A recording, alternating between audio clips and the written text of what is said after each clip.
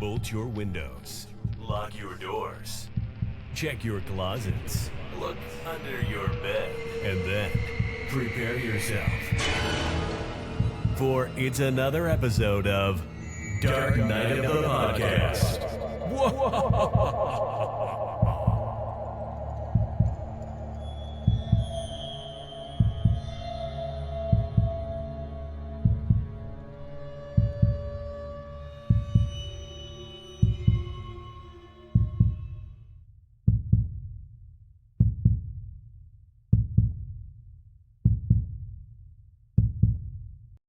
Queers of all kinds, shapes, sizes, colors, you name it. I mean, let me be the first to say here at Dark Knight of the Podcast, first of two of us, because there's only two of us, happy Pride. Happy Pride. Happy proper Pride. The last episode that we recorded was right before Pride started, and I wouldn't say it was totally Pride-centric, nor is this one, though I'll say, you know, oftentimes here at Dark Knight of the Podcast, we tend to sway gay, for the eyes of the male beholder and lesbians. I mean, I really think that this may be actually kind of an unexpected Pride selection for our lesbian listenership. Because, I mean, you got gals aplenty. You got gals, you got big naturals, and I mean, you have an absurd amount of male on female sexual assault. So I don't think that really goes hand in hand with what lesbians would be looking for. But hey, this movie is jam-packed with breasts. So I guess that's a good thing. It's also jam-packed with rape. I'm going to just give you a warning right now. And you probably already watched the film, and I should have given a warning last time, but I hadn't watched this movie. But just know that the film that we are covering this week has a surprising amount of sexual assault against women. I was not expecting this much sexual assault from a film entitled Humanoids from the Deep that, upon my first reviewing of this, is directed by a woman, and I thought that was great and progressive. Oh boy, if you are sensitive to rape or sensitive to violence and sexual assault against women, this probably won't be the film for you. But if you like big naturals, it will be. Troy, I know you love big naturals, but I know you don't like rape. So what? Where did this land for you? Had you even seen this movie before? Because I sure hadn't. I had it. No, I had not seen this, so I went in blind and I had no idea. Oh my God. Yeah, it's a movie. Tough watch at times. I mean, women being violently mounted by giant sea creatures, whether tops being ripped off left and right.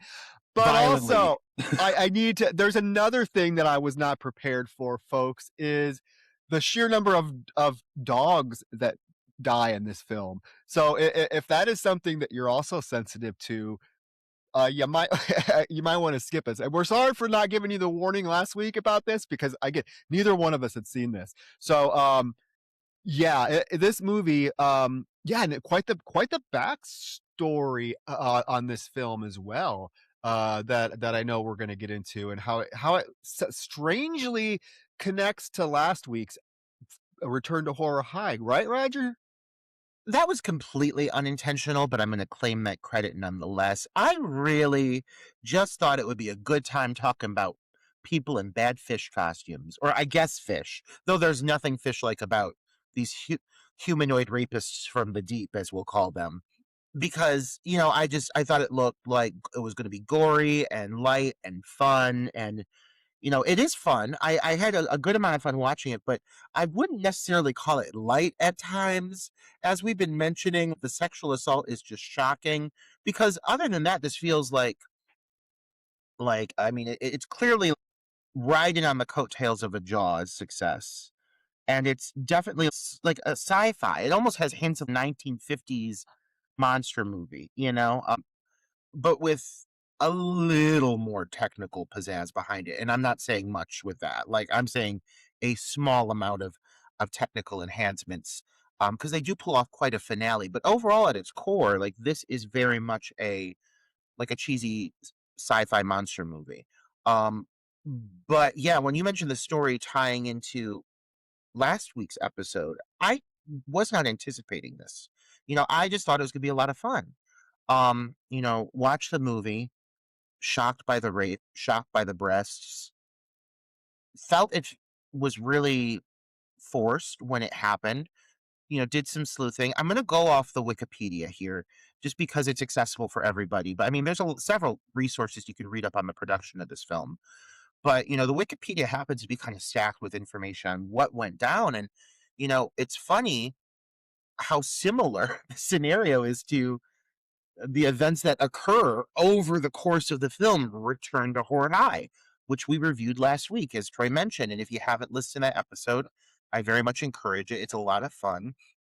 And it deals with a film production in which there is a producer who is heavily meddling in the production of the film and demanding all kinds of things: more tits, more ass, more blood, and everything that is parodied and referenced over the course of that film apparently was real life for the production of Humanoids from the Deep. Humanoids from the Deep is a very early 80s feature that was riding on the success of a lot of titles. Like Piranha, I think, had just been completed when this was conceptualized. And so there's a lot of these seaside survivalist films where they're pitting humans up against, seafaring creatures. And they all have very similar DNA and very similar structure, which we'll get into. But they definitely wanted to make this film more exploitive. However, this film, initially was directed by a woman. This is a film that I think when you first watch it, you are going to be kind of shocked by that because it does have some very masculine like, approaches to certain things, I guess, as a very just in your face disrespect towards women over the whole course of the movie.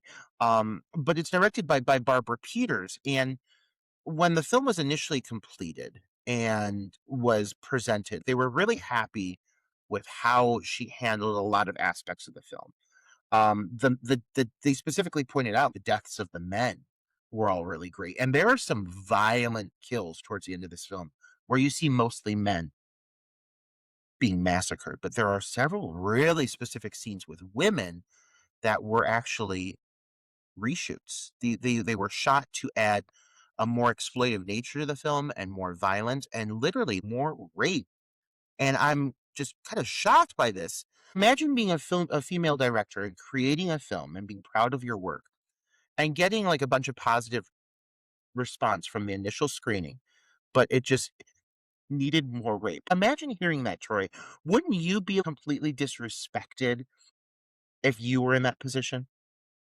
Absolutely, and the director and the lead actress were notably and very verbally pissed about this. In fact, the lead actress, both of them tried to get their names removed from the film. The lead actress tried to sue to have it be banned from being released because she's like, "This is not the movie I did." This isn't what I agreed to make, but of course both failed and the movie was released. Um, and yeah, the director is notably has come out many times just how violated she feels as a woman. And in fact, this was her last film. I think the experience with this soured her so bad that this was her last film. She never made another movie after this, and we have to acknowledge it was Roger Corman, the producer, who went in and did all these reshoots. Now, here's the thing: is they didn't tell anybody about these reshoots. They didn't tell anybody they were doing them. So imagine, the director's surprise when she sits down to watch the film and now all these scenes of these women being violently assaulted and, gratuitously assaulted by these creatures. And you didn't film that. Like how, and you weren't told, like how fucking shitty is that? So there is, while the film is, I will say the film, particularly the finale, it's fun. It's fun to watch what's happening on screen, but there's just like this, black cloud over this film, knowing this stuff that really kind of sours me from saying, oh, this is I want to talk about this film, or I want, people should see this film. I really am conflicted. You know what I mean? Yeah. Oh, I'm happy that you're bringing that up. I want to read, it's a pretty quick excerpt from the Wikipedia, but it stuck with me enough that I want to read this going into the review because I kind of want to carry this mood throughout the whole thing because we're going to be cracking jokes. This is what we do. I think there's no way like that. We're not going to be able to laugh at certain moments of this film and just how in your face offensive it is. But there is like this shock factor and like, yeah, this heaviness that carries with it as well. So this is an excerpt from a journalist from the Los Angeles Times who attended the screening. It's on Wikipedia. I'm not getting this from like any crazy resource, but it really stuck with me. I looked at the faces of the women crew members. They'd been elated and warm before the screening, but now they were mostly staring at the floor. Some had angry, disgusted looks on their faces. That's a look I see more and more on women these days. I call it the desperado look. More than anger, more than bitterness, more than the fight back warning of people being charmed, it is a look of betrayal. All these women looked, one way or another, as though they could write the book on betrayal. That's heavy. And like for this film to have that kind of an impact, and especially like Troy is right, the director speaks on it. You can find a lot of information on just how I think hurtful this was to all of the females involved with this film. It's really hard to celebrate this film. It'll be a lot of fun to make fun of it, especially I think the stupidity of man and the clear influence that men had on these reshoots because I'll tell you right now, and I'm sure you agree with me, Troy, when you see a reshoot in this movie, you can tell. You can identify it's clear as day. They weren't even like creative about incorporating these scenes into the film. They just kind of shoehorn them in.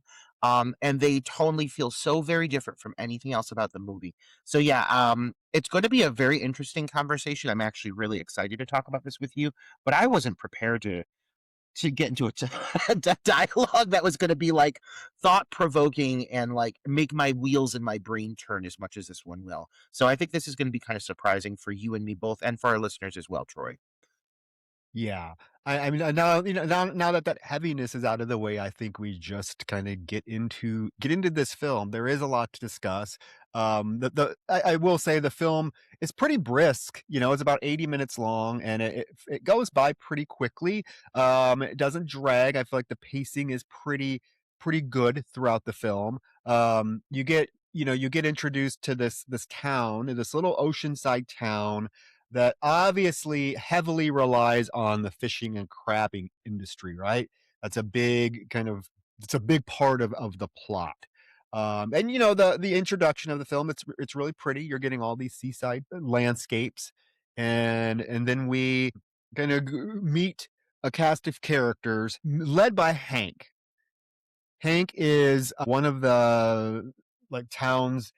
What's he do? He runs a fishing outlet or something, and he's with some guys who are discussing the fact that it's not even kind of worth going out and trying to catch fish anymore because everything has disappeared, and all the fish are going away. And Hank gets upset with Johnny showing up, who is a Native American, and we have to definitely highlight the fact that there are some definitely racist undertones. Well, I wouldn't even say undertones. Blatant racism showed towards this Native American character of Johnny, particularly by this Hank dude.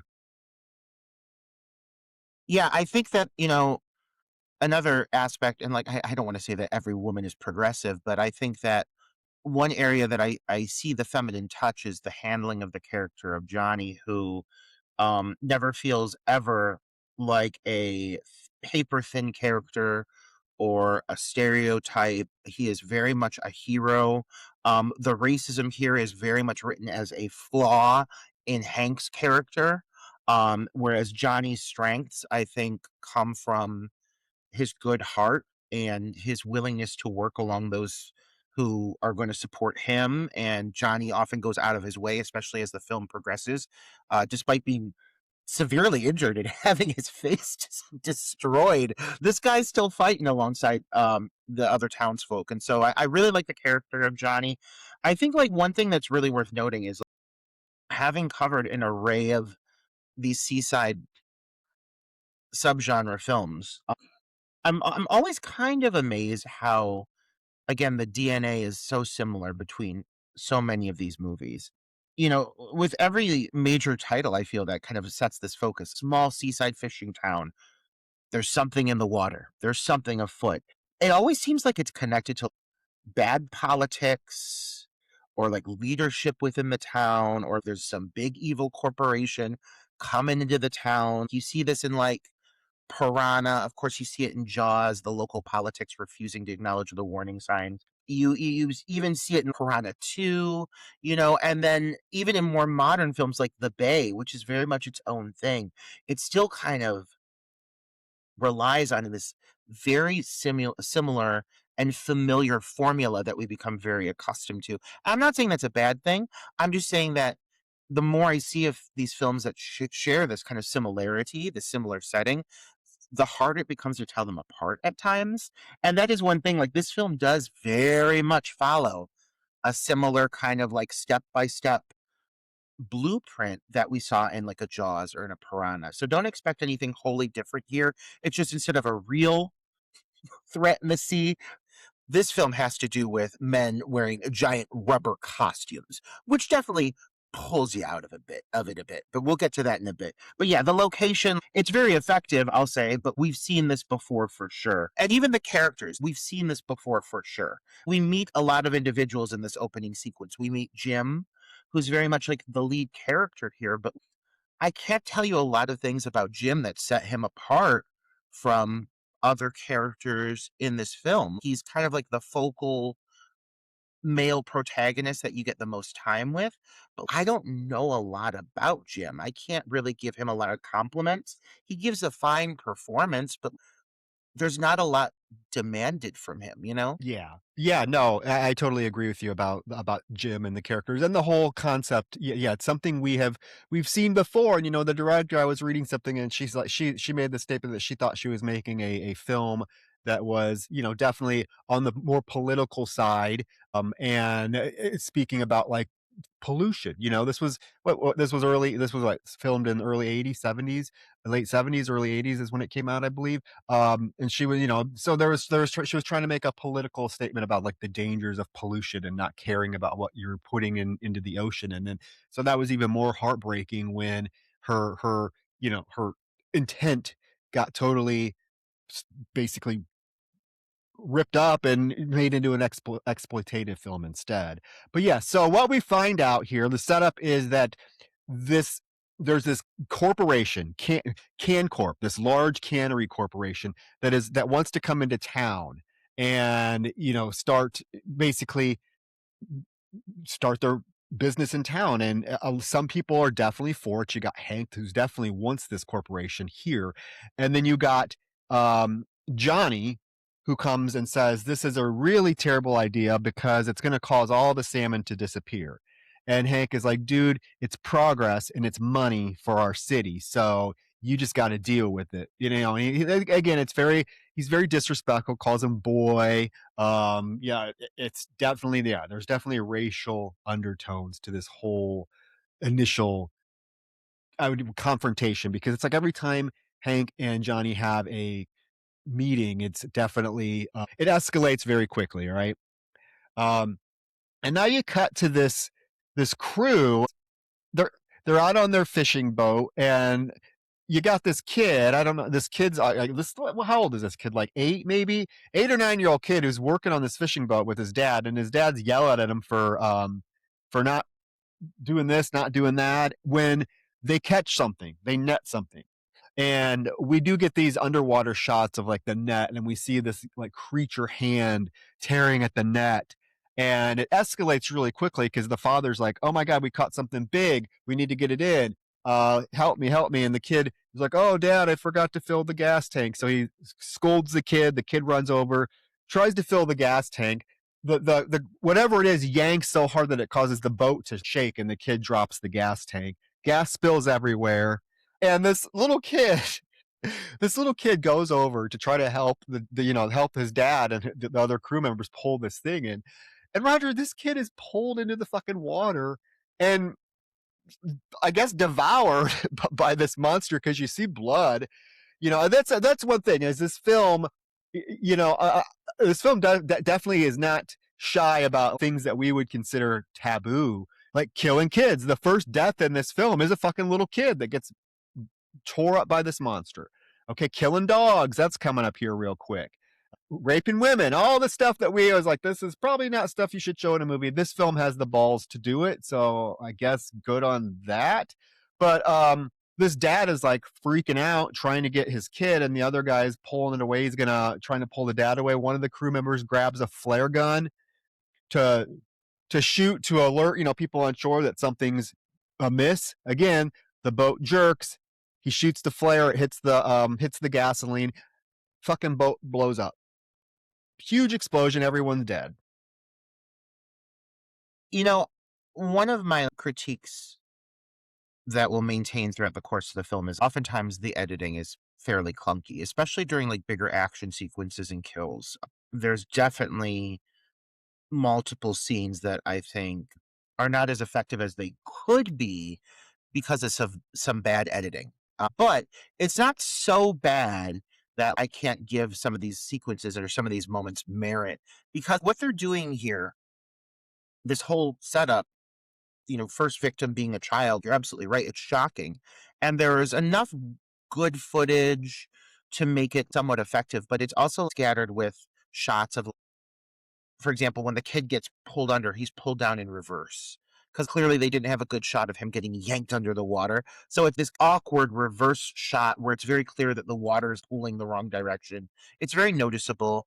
I just don't feel like there's enough footage of him getting pulled down by the creature to make it really scary. But once like the blood starts to pool and you start to see the dad panicking over his child, and everything leading up to the boat exploding, it's kind of shocking. It concludes nicely. This moment, for the few little hiccups it hits along the way, it does still, I would say, land the finish here as being a strong opening, because four people end up dying in this boat explosion, and everyone around it sees it, and they're all shocked, and they really are going to think this is a matter of of an error on behalf of the crew because of the way this panned out. The gas can, getting lit up and blowing up, that can all be blamed on them without anyone else really understanding what's at play. So it's a really nice setup, technical issues aside, and yeah, it offs four characters right there in like a shocking fashion. So yeah, it's really kind of setting the tone for the film. There's no real like gore in this opening. You see blood, but you don't see the child being torn apart. Um, I think that they're smart to hold their cards until a little bit later, because you do get significantly more gore and creature effects as the film goes on, and it's not always in the film's favor. So I think that they were smart in handling the scene the way that they did. I think it does end up being a pretty successful opening. Would you agree on that? Yeah, no, it definitely shocked me how all this unfolds, and I'm glad you mentioned the editing because that is a big note that I have as well. There are several really awkwardly edited scenes that I want to point out because it's like these had to have been the reshoots. Some of these horribly edited scenes because it just there's sometimes there is a really nice fluidity to the shots and the direction of Hmm. this film, and then you get something that's just so blatantly technically terrible. So it is very recognizable, I think, what when they went in and did these reshoots, because some of this editing, I was like, holy hell, how did that get into the film? How did they let that stay into the film? Well, I hate to say it, but I feel like there are moments when you could tell that Barbara was in her stride directing this film. There's some very lovely dialogue pieces, and even the locations. Oftentimes, she's making the most of it, and then there's some scenes where it just feels like whoever was working set that day just didn't give two shits. And you mentioned earlier Roger Corman, being a producer on this. There's moments that this does not feel like something produced by a Roger Corman, and there's moments in this that feel absolutely 100% like it's something I would see produced by a Roger Corman. And those differences are glaring over the course of a tight 80-minute film. Like you mentioned that as well. This is a short movie. And so for it to hit so many tonally like different highs and lows in quality as well, it's very noticeable. Definitely, definitely. So we cut to the sheriff who is at Jim's house. Now I'm assuming I'm trying to figure this out. I think maybe Jim owned the owns the company or the boating company, the fishing company that this explosion happened, right? Because the sheriff is like questioning him about the explosion, and I'm like, why would? So I'm assuming Jim was the owner. He's like, how did this happen, Jim? You got that fucking baby. Oh my god. This fucking baby, every time it's on screen, it's fucking crying. I would have taken that fucking baby, threw it in the fucking water and let the sea creatures have that thing, because every time it's on screen it's screaming its fucking head off. You got like something lurking outside, and this dog, this German shepherd or Siberian, this lovely dog, It's a golden retriever. is it a golden? There's so many, I don't know, there's so many fucking dogs in this film, but this poor dog goes outside to investigate what is out there and starts growling at something. Talk about it's Roger. Talk about a terribly edited sequence. I mean, it's effective because you're seeing this dog be brutally murdered, but the editing here is horrible. Like I mean, they try to show it. I guess maybe they're trying to be respectful, but you see the dog be grabbed, lifted up, and then you get like really awkward shots of the dog. One of them, it's up on its hind legs. The next one, there's blood on it. It's really just awkwardly done. Would you agree? Yeah, I mean, they're really intentional that like when they do the crossfade into this location, they fade right in on this dog's pleasant beaming face. And like, when I first saw this movie, I was like, they're not gonna do this to this dog. Well, they sure do. And they make it a whole thing. The dog goes outside, it's sniffing around, it finds that slime, it's gallivanting through the woods, and then yeah, all of a sudden it's just like grabbed out of nowhere, and they do it like almost like as a hypercut, like it's really choppy, and there's some really shocking visuals of. I'm almost like wondering if they're cutting between a doll, like a doll, and the real dog, trying to intercut these shots to make it as impactful as possible, but it is startling. It doesn't work though. It is really weird. It does feel very clunky, but some of the visuals are really shocking, especially the visuals of the dog, like open mouth, looking as though it's screaming. But like one thing about this whole dog kill that really stood out to me is even in like silhouette, even when they're just showing it as blurry shadowed figure, I was immediately questioning these humanoid rapists from the deep and what they were going to look like on camera, because there is a very rubbery, very bulky aesthetic to these things. And even when the thing doesn't fully work in shadow, that's when you know this is going to be a problem. And that problem doesn't really get any better. Uh, these things really don't leave me in a state of shock and awe. When I see them, it's more of an awkward discomfort realizing how cheesy these things look. But I think they're really trying to make this mysterious, like, oh, what's killing this dog? And it just ends up looking very, very awkward. So yeah, it was definitely a sign of things to come, bad things to come from humanoids from the deep. And it definitely, I wouldn't say the creature effects get much better from here. Yeah, so now you've had a kid killed, you got a dog killed, and we're just getting started. Trust me there. So I guess the next morning, is this Sally is Jim's wife, right? No, Carol. Carol. Sex hair Carol, who is just enjoying coffee with the sheriff. It's Carol who comes outside looking for their dog Baron. Is there a Sally? Sally's the dog. No, Susan. Is it? That's another thing with this movie is the names. I could not keep them. There's so many J names. There's Jerry, Johnny, Joey, and then there's Jimmy. Sally, Jimmy. I mean, I was like, who the fuck? So Carol. We'll call her Carol, Jim's wife. Yeah, she goes out the next morning to feed Baron, and she goes to his doghouse and she sees slime on it, and you get that fucking cat jump scare. What the fuck's that cat doing in the doghouse? But anyways, it jumps out at her, scares the shit out of her. She sees this trail of slime, so she calls Jim. Jim comes out and she shows him the slime, and she's like, oh, well, let's follow the slime. So they follow the slime through the woods, down to the beach, down to the edge of the ocean. The waves are crashing. They see some slime. They're calling for Baron, and they look over and they find this dismembered dog's corpse lying on the beach. And we see it. I mean, it's obviously it's a doll, a dummy, but like it's still like a dead dog. Well, and it's a brief cut, but when they cut to it, it's not like it's just a doll covered in fake blood. It's a doll, eyes wide open in terror, dead mouth gaping, guts torn out of it, fully dismembered. It is a very disturbing and upsetting visual. And then they hit you with it again when they cut over to Hank, and he and his team are unloading over at the pier, and they go down to their boats, and all of their dogs are dead too. I don't know where all these dogs were just hanging out that made them so easy to be abducted and killed by these seafaring creatures. But yeah, I mean, you get like a 1-2 punch of a bunch of dead dogs just hanging out on the pier, gutted, looking like dolls, but corpses, and it's still pretty effective. It is a really startling image for sure. There is one dog that's still alive, that Siberian Husky that belongs to Johnny, right? And even Hank is like, how that's really weird. All of our dogs are dead, and the only one that's alive is Johnny's. And then he tells his little groupies, he's like, well, we have a problem here. We're gonna have to do something about it.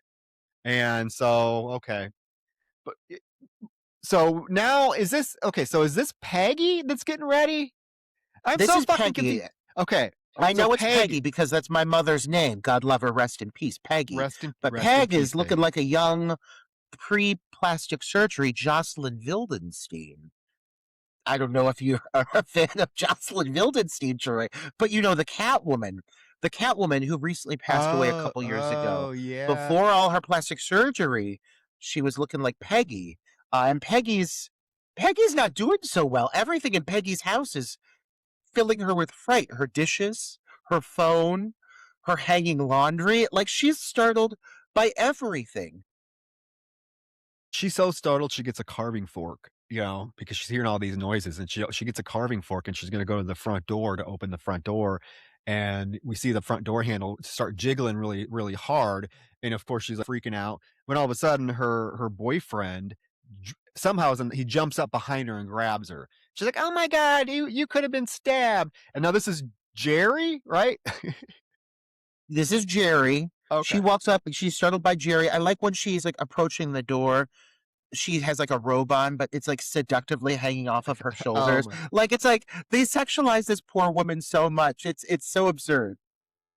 Yeah, so come to find out, they're getting ready, Roger, for the 75th annual Salmon Festival. Oh, and I guess the festivities kick off with this dance, and everyone in town is there, including I'm assuming this is the mayor who introduces the crowd to the Canco Corporation members, including scientists that they have that they're super excited about. This is scientist Susan Drake, who is there because she has been working on basically some procedure or something that's going to help these salmon grow bigger and faster and more plentiful for the town. And it's going to be the best thing that's happened to this town ever. And everyone, you really get the sense that you can see who is actually for this corporation and who is not. There's a lot of displeased faces in the crowd. The way that they approach it, because it's not like the whole town is revolting against it, and it's not like everybody is completely won over. Like, yeah, like there's definitely a mix of opinions. It feels like a realistic approach to something like this, shaking up the town, because they've presented some valid points. There's definitely been like the salmon population is depleting. They're not getting as much of a catch lately. It's a town that completely relies on its haul that it brings in, and so to bring in something like a can company is definitely just going to bring a lot of money and jobs to the town, and they emphasize that. But whenever they're talking about this whole like method in which they're going to increase the salmon population. It's very ominous and it has very few details. It ends up being disclosed that the, the procedure, and I don't even know, it's like, I can't say procedure, serum, whatever it is it's called DNA 5. It's real simple. And like later on, you learn a lot more about it, but it's not enough to give you a solid explanation. It's clearly created for the film. It's not real. And the doctor, Susan, looks real uncomfortable right off the bat. She's sitting there looking around, big hair. I do not buy that this woman is a scientist, but okay. And she clearly is uncomfortable with something. And they really emphasize that. You know that something's afoot for sure. And so Susan's character, it's funny because I feel like the two focal women here, Carol and Susan, for being a film directed by a woman, I guess one thing that I would have hoped for or expected, and maybe we got more of this in her initial cut, I was really hoping that these women would be more than just plot points. You know, the doctor, Susan, very much comes in and she serves a purpose, but aside from the purpose that she's meant to serve, which is to explain what's going on and provide details, and exposition, you know, it's not like we get any real human moments with Susan. It's not like we get like a budding, flourishing relationship or her learning that she really cares about the town. I don't know. Some like humane angle to help flesh out her character. And even with Carol, like Carol, the wife of the lead Jim, like technically, I kind of wish they would have just given Carol more of Jim's angle because Jim is not dynamic at all. He doesn't have anything really to bring to the table. He's in his own way in like a moving, operating, talking plot point. But Carol is like always kind of like in his shadow, barely utilized until all of a sudden the end of the movie. And we'll get to this where all of a sudden she's given this big emphasis. I just really would have hoped to have seen stronger, more complex, more layered female characters in a film directed by a woman. And I'm curious if that was something that was maybe hacked from her initial cut, you know? Yeah, it's possible because none of I don't really think any of the characters are very well written or three-dimensional. But these two, the Carol, and couldn't even remember. Carol and Dr. Drake are definitely just paper thin. Like, in fact, I think we don't really see Carol again until the end of the film. I mean, this disappears for a good portion of the film now. So we see that Jerry and Peggy they snuck out to make out in the back of his pickup truck, which I don't know if that's the wisest decision to do in at the town festival where, it's a crowded place and people can come out at any time and see Jerry whip her milky breast out of her blouse. But they're going at it in the parking lot. Now you go back inside and you get a bunch of awkward, white people dancing. When all of a sudden Johnny walks in holding his dead dog and he says, Hank, somebody murdered my dog. I don't go killing dogs to get what I want. And then Hank, lays the dead dog down and he says, I'm going to go to court to stop the cannery because this is still, Native American land. I'm going to sue. And Hank tells his crew to get him out of there. So one of the guys grabs Johnny and like takes him outside. Now, my question to you is this. I was confused. Do you think that Hank and his crew killed Johnny's dog? Or do you think Oh, absolutely. Okay. Absolutely. Absolutely. Yeah. I think what happened here was that when they saw their dogs initially murdered, no one's going to think giant rubber sea creatures are doing this. They think the Native American population, probably in the area, is pissed about the can company, and that was their form of retaliation, was killing the dogs, which is obviously not the case. So now they killed this poor husky who plays dead very well. This dog, heavy pawed, limply hanging in its owner's arms, closed eyes. It's clearly a real dog doing a good job. Good boy. I think they probably intentionally killed this dog to get back at them. That's what I thought. That's what I thought. But I thought that there could also been an angle of that it was killed by a sea creature, and now Johnny's taking it out on the wrong person as well, kind of like one of those things. But yeah, okay. So they go out in the parking lot, and I mean, this escalates. He calls them, he calls them some racial slur. Hank comes out, calls them some racial slurs, and then this just breaks out, Roger, into a full-fledged fist fight, complete with the most phony sounding punching noises you've ever heard in your fucking life. Everyone's punching everyone. Johnny gets punched a bunch of times. He punches back. Jerry, there's that moment where Jerry sticks his head out from the back of the pickup truck to see what's going on, and somebody fucking just punches him in the face for no reason. It's chaos. It's chaos until the sheriff, again, this frumpy sheriff, again, another underwritten character who just like is just there, shoots his gun in the air. He's like, okay, folks, that's enough. Everyone go home. And then it makes this weird decision just to cut. Like just cut away from and go to a whole different scene without seeing any of the aftermath, any of the conversations that are going to take place about, oh, are we going to try to get rid? It just cuts to a totally different scene. This fight is pretty fun. I mean, it's like a cheesy, like, bar fight, big fake punches, but people are getting thrown around.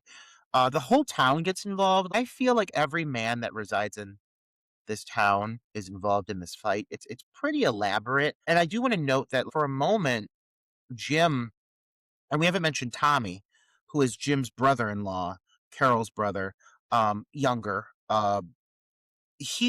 They both jump in and they actually turn on Hank, because Hank is really starting to wail on Johnny. And for a moment, Jim is backing up Johnny. This is something that does come into play more because it does seem that at least Jim and Johnny have a friendship. They don't have the same viewpoint on the can company. Jim is in support of the can company, though he has his doubts, but he's definitely being pressured by the other fishermen in the town. But he does still have an amicable relationship with Johnny, and this does come into play. So this big fight, I do like that bit where Jerry gets punched like unknowingly, and gets thrown back into the vehicle. It's fun, but yeah, it just abruptly cuts away from the moment. It does make it clear though, there's a lot of animosity in this town, and this can company is really having an effect on the people. It feels very political. It feels like the way Democrats and Republicans feel right now. That's how the energy, the vibe is within this town. And so I do think that's a fun angle, and that feels kind of relevant. It is a fun angle, but wouldn't you have liked to have seen it like explored just a little bit more? I mean, it's an element that's in there for sure, but it never really kind of reaches the peak that it could to make the story really interesting and to really build some conflicts. Well, and like I think everything that happens in the town of Noyo could have used a little more time and care and attention and development, which does leave me thinking like, why 80 minutes? Why not just like a full 90? This is an unusually short film that could have used more character development, a little more emphasis on the storyline, a little more backstory. It feels really weird that they chose to present this in such a short format because it could have really used that extra time frame. Again, and we have to question, we have to question how much of it being cut or how the final cut that we get, was the result of adding all this exploitative shit in. We don't know. The original cut could have been longer, could have explored more character relationships, but and unfortunately it doesn't, because I really feel like the only relationship that is really given any sort of focus is the negative relationship between Hank and Johnny. Right. I mean, that's the only relationship that we really get any time with, and unfortunately, just an animosity fueled relationship. I'd rather have some different characters have different conflicts. And this is weird. Right after the fight, it cuts to Hank taking his motorboat down the river, and he goes to Johnny's place to spy on him, and he overhears Johnny talking about how he was able to secure a very high profile attorney who is going to take on his case to stop the cannery from coming to town for free. So this bit of information leaves Hank even more angered, and now he feels like he has to do something immediately to put an end to this. Do you feel like this subplot specifically, the Native American subplot in general, I would have liked to have seen more. You really don't see much more than Johnny. Like, you've got this bit where he's spying and he sees all these trucks pull up, and there's a dialogue that he's hearing from outside. He's overhearing, but like, I would have liked to have seen some more of that community uproar. I think that even just having more Native American extras gathering in this sequence, showing that there is a populace here that is very anti what's happening to their land and being disrespected, could have created some great fuel for the fire of that animosity. Because I do think that the issue between Johnny and Hank is very interesting. It's not a plot point that I'm not interested in hearing about, but it feels like it's just kind of they're giving us the bare bone basics, and it could have been so much bigger. So yeah, I found it surprising that they chose to have him just like drift up, climb over the fence, and hear all of this as a bystander. It just seemed like a weird way to approach this. It could have been a lot bigger. Yeah, it definitely should have been. So we cut to the beach where Jerry and Peggy are making out. And I think that Sally's there too. I think Sally's the girl that's watching them make out. Um, and they get up to run along the ocean side. There's beautiful cliffs and cave structures that they're running through. And it intercuts with Jim out on the boat with Dr. Drake with Susan. And one of the crew members, this old man, catches something and he's trying to pull it in. And this has to be like the worst line delivery I've ever heard in my life. He's like, "It's a monster." He's trying to it's so bad. You have to, yeah, I was like, what the hell? We get a lot of small secondary characters that really have no impact on things. Who I mean, I would feel are probably locals. That one gentleman that Susan tries to rent the boat from, uh, like at one point as well. There's a couple of individuals here who I would think acting maybe wasn't their forte. But hey, you know what? More power to her. But Susan in this moment, she's snapping a lot of photos. And I gotta say, if there's one thing Gal can do, it's take a picture. I mean, Susan is taking photos on photos on photos at big moments. Moments where people are being attacked. Susan's all up in it with the camera taking photos. It gets a little annoying. I wish she did something a little more productive, but this is her thing. She's a scientist, she's a doctor, she likes to take pictures. And they pull up this fish, this salmon, and my, what a fat salmon that is. So her DNA techniques are at least having effect on the fish because the fish they're pulling up are pretty fat. Yeah. Oh, so back to Jerry running in his his short cut off jean shorts. This is the only appropriate length for men's shorts, FYI, is these Yeah. 3-inch inseams that Jerry's wearing as him and Peggy go out into the water to frolic. And there's this weird, again, another really weird edited moment where like he goes under the water, she's like, Jerry, where? And then you get this weird moment, like weird cut of him up in the air, like roaring at her, trying to scare her. It was just very, very weird and clunky. Well, I mean, don't you tell me that this wasn't already filmed as a sequence where he gets swept under the water. You see him actually get grabbed by the ankles and pulled away. And Peggy's like, Jerry, Jerry, and she's walking around. And then all of a sudden there's a cut and he's just standing in the water again. And don't tell me that this wasn't, to some extent, a reshoot. You could see when it happens. All of a sudden he's just in the water. She turns him around, and there is that really fantastic facial mutilation effect. And you see it pretty clear. And then she just drops him into the ocean and runs away. And you see him like reaching, you see it in the trailers. It's one of the most common visuals you see promoting the film, and I get why. It's really a great shot, but inevitably he's clearly devoured. But Peggy goes to run, and as she's running, she gets grabbed and she gets like pulled into the water. And there's this very distinct discrepancy because she's getting pulled into the sea, and then all of a sudden she's getting pulled across the sand again.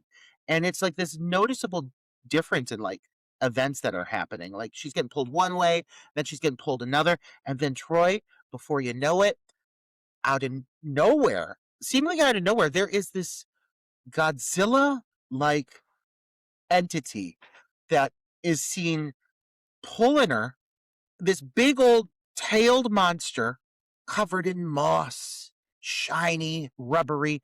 And first thing it does, I'm like, this fucker's gonna eat this gal. First thing it does is it viciously rips off her bikini top, one swipe, revealing her bouncing boobies. And it is startling. It's startling because this is a monster. Like this thing is clearly eating dogs, eating townspeople. And the first thing it does is so strategically whip out her breasts, and it threw me. It threw me for a loop, Troy. And pretty soon this thing's up on top of poor Peggy, my mother's namesake, rest her soul, in the sand, mounting this poor girl. And what does it do? It doesn't eat her. It starts raping this poor woman. This big, rubbery dinosaur monster on top of this poor blonde vixen. It's weird. It came out of nowhere. And I had to pause the film. It left a weird taste in my mouth. I'm not going to lie. It was not the direction I expected this to go. No, I feel like I really feel like I want to go backtrack because that face mutilation got me. That it looks fantastic. I will say that it is gross. It looks great. But I think this is clearly a reshoot because I think the original intention was the creature was just going to pull her back into the water, and that was how it was going to end. I don't even know if the original script, Roger, I'm assuming it did not. Based on the actress's reactions and the director's statements, I don't think rape was written anywhere into the original script that this Barbara Peters directed. So all this was added. And, I guess, Peggy, the actress playing Peggy, I guess she was fine with it, coming back to do a reshoot where her top is ripped off by fucking a sea dragon. And you see this thing mount her, like spread her legs and get on top of her. And I was like, what the fuck am I watching here? The first thing these creatures do, Roger, when they encounter a female is rip their tops off. Well, these things are very horny.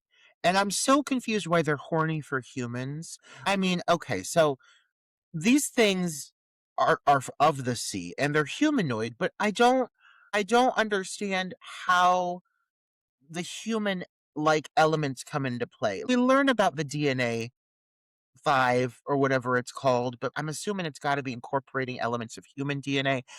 What really throws me is like how you take a salmon, or because they're also talking about tadpoles, how you take a tadpole and you end up with this thing. But I mean, I'm asking questions that are too big for my own britches here. Clearly these things got a thing for knockers, and boy, do they go for it. Like, these things are so handsy. They're squeezing at honkers left and right all over this movie. And it's just so sleazy. And the film has been a lot of things so far. Like, the film has been cheap looking. The film has had bad edits. The film has had questionable acting, but it's not been like the worst thing I've ever seen. And then for you suddenly to throw in this absurd moment of this thing just getting so handsy with this woman, it just doesn't feel. I mean, it doesn't feel like the same film, and it makes sense why. It's clearly directed by somebody else. And same to be said with this next moment coming up here. That's completely out of nowhere, and it's such an obvious reshoot, but like, I mean, it is just shocking. From this point, buckle up, because this is things aren't getting any better here. You do get a scene with Hank at the bar telling his crew that they need to do something about Johnny ASAP because he overheard him talking about filing this lawsuit and getting this like high profile attorney for free. So they got to take care of Johnny now. It's urgent that they do it now. So Johnny is talking to Jim about the cannery, and Jim just, it's a good little moment here because Jim just says, you know what, Johnny, we don't agree about the cannery, so let's not talk about it. But when they're still friendly, they're still friends. They just have a different opinion. So Johnny instead then he invites Tommy and his girlfriend to his place because he bought a bunch of fish, or he caught a bunch of fish that they're going to cook out and eat together. So there's some camaraderie. It's really cool to see that Johnny is not hated by everyone in this little town. That he does have people that really care about him and that he has relationships with.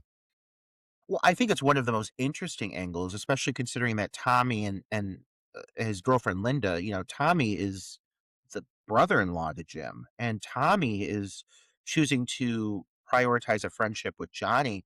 And this is 1980, and I think our approach, obviously, to racial tension has shifted over time, though unfortunately that pendulum seems to be swinging in a weird direction that I don't like. But for a film from 1980, I like how it's just the character of Tommy and Linda are friends with Johnny, and it's not even questioned.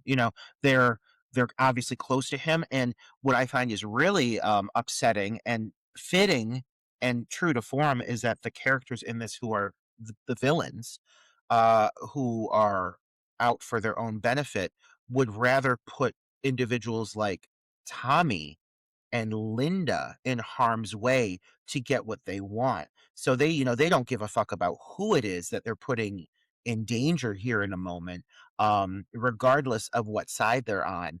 They're going to try to paint Johnny as the problem at any cost. And it really does make the character of Hank and his team pretty despicable. What they do here in a bit is pretty awful, and you would expect, I think, a certain element of comeuppance. They handle it differently here. I actually do like what they choose to do with these two characters, but I think upon multiple viewings, it's worth noting that Hank's choices, what he does to benefit himself, how far he's willing to go.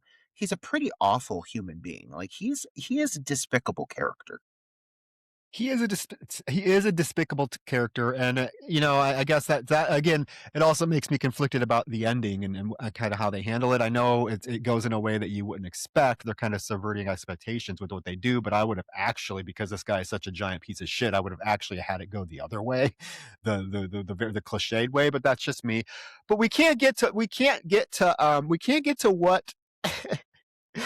can't get to what Hank does to Johnny until we get to this scene, Roger. And I will tell you, my jaw, I should have recorded my jaw was just agape this whole scene. We cut to some random tent, and inside the tent is a guy with his girlfriend, and he is a ventriloquist, and he has his ventriloquist dummy talking to this broad, telling her all kinds of stuff that he has wood for her, and she's like, oh, is it going to give me splinters? And he's like, no, it's polished.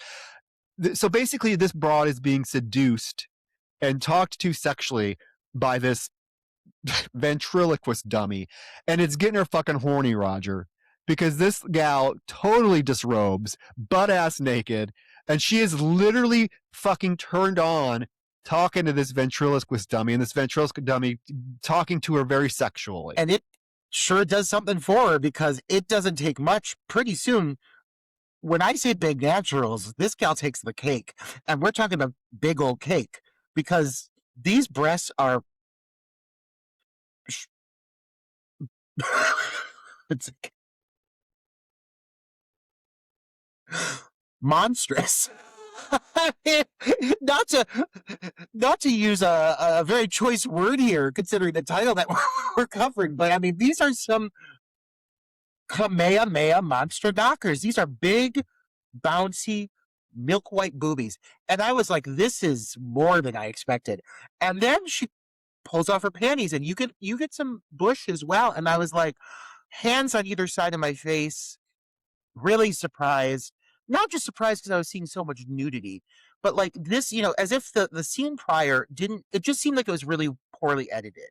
I wasn't yet even thinking reshoot territory. I just thought, oh, something went on during the production of this scene. This, I mean, I don't even know what time of day it is. Certainly not the same time of day it is with the rest of the scenes that just occurred, but it's like very dusky. You've never met these characters before. They're just in a tent on the beach unexplained. And the choice like of timing, like when they choose to bring it in, it feels like it really disrupts the pacing of everything else going on because it keeps cutting back to these characters. And like you're like, what's going on here? Like, why is there a ventriloquist dummy unexplained in this film? It's not like earlier we met the character of Billy. That's the guy's name, Billy. It's not like he was in the group of friends and like, oh, wow, Paul's at it again. The ventriloquist dummies cracking jokes and they're all laughing. It's just unexplained. And then this gal, Busty Magoo, comes out of nowhere and the first thing she does is pull out her flapjacks.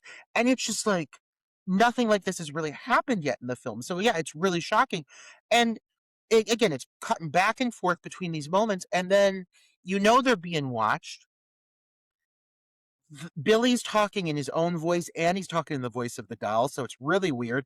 And then right before he goes to bang this horny woman, the tent rips open. It's pretty cool. We've seen this before, but the tent starts to rip open and you get this really like vicious, bloody, gory effect on his shoulder because he gets swiped by the claw.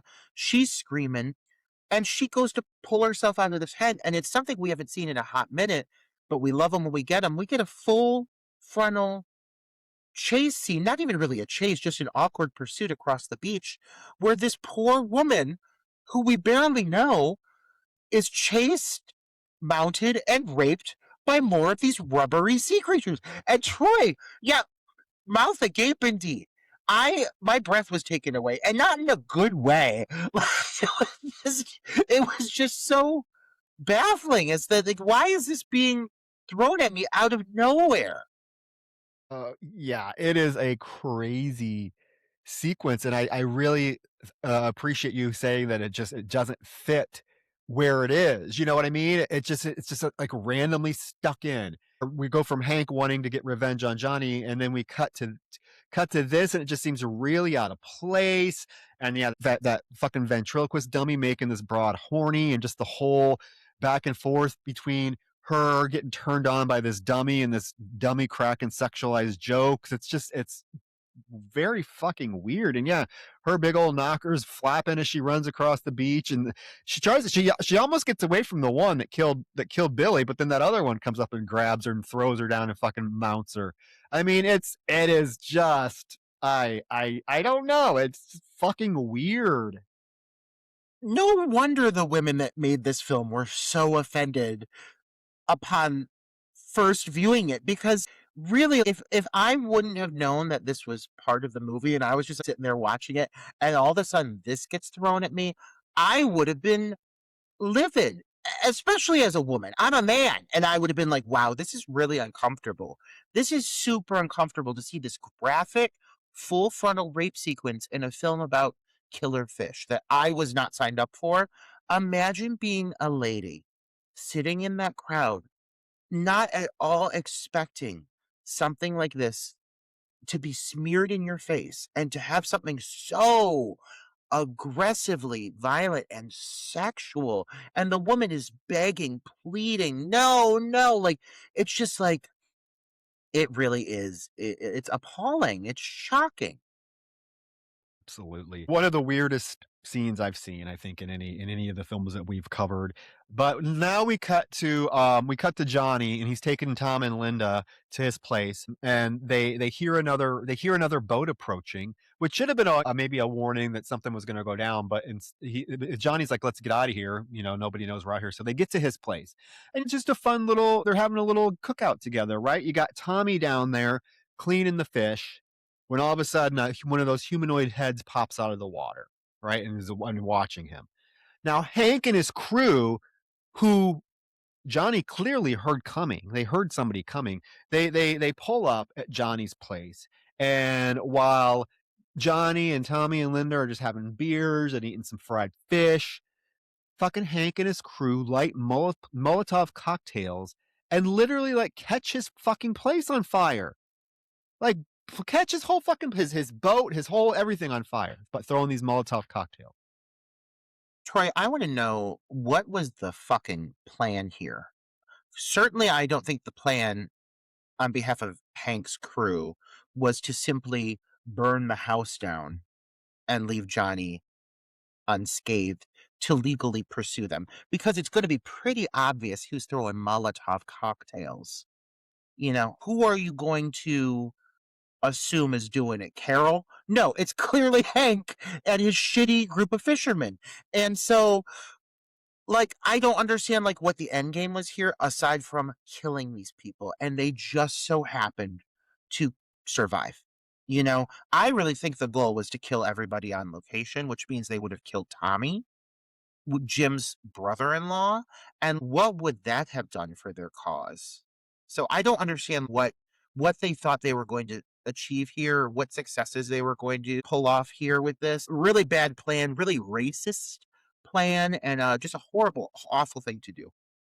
Well, and it also it unleashes the fucking sea creatures, because at this point in the film, like I didn't expect, I guess, that we were going to be fully like exposed to these sea creatures in a way like this. I mean, we've seen them rape women and rip their tops off, but right now we get I mean, they're here now. They have arrived, because as Johnny and Tommy and them are trying to put out the fire, one of the sea creatures actually pulls Tommy, because Tommy hears a noise, so he gets a shotgun and he runs to the deck and he's like, "You motherfuckers!" And he's like gonna shoot, and he's standing at the edge of the deck when all of a sudden one of the sea creatures like literally comes out of the water and pulls him into the water. You know, he's putting up a fight. He's putting up a fight and screaming, and he almost gets out and he gets pulled back down again. And then Johnny comes rushing up, and when he gets there, the sea creature is now bashing Tommy's face into the dock very violently. Johnny shoots it, kills it, and it's able to get Tommy out of the water. He tells Linda, poor Linda, this, he tells Linda Poor to get me. fucking Linda. I know. She gets into the car and he's like, "Go drive into town, go get help." I will say, you know, Linda's the only female character that doesn't have her breast, her top Viciously ripped. revealed. No. So I feel like they just left this in because they wanted another death scene. So they're like, "Oh, just leave it in. It's not as exploitative," and it kind of goes against what these creatures want. That's another thing, right? Is why did this? Yeah, this thing was attacking Linda. Basically, it gets into the back of the pickup truck, or gets onto the pickup truck, and as she's driving, it bashes through the windshield and is trying to get at her, and she's screaming and she slams on the brake and it flies off, but it gets back into the back of the car somehow, and it busts through the back windshield and grabs her. I'm assuming its goal was to try to rip her top off, but before it can, Or could. yeah, before it could, she loses control of the car and it drives off the cliff and blows up. And I'm like, well, that's kind of, at least she wasn't raped. I mean, Not without trying. Like, that sea creature was definitely trying to rape poor Linda, come hell or high water. But yeah, let's talk about this truck scene, because if there's one scene I actually really want to talk about being horrible, it's this fucking truck scene. Probably the worst edited scene in a film chock full of them. This truck scene, you know, poor Linda gets in the truck, driving. You notice before she's even attacked, there is a very specific shot where you see that the front windshield of the truck is bashed open. And you're like, did I just see that? Because, you know, she's not been attacked yet. It wouldn't make sense. Then, all of a sudden, and this really makes no sense because you saw her pull away in the truck.